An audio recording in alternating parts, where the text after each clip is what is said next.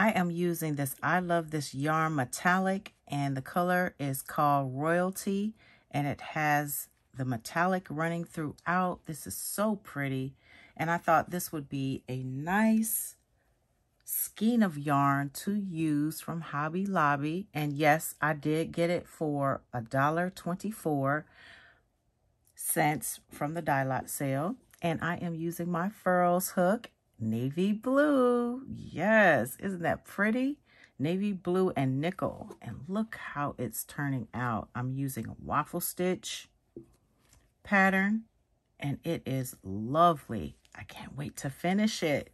So this is one of my projects that I'm working on right now. So let me know in the comments what you're working on. I love to see them.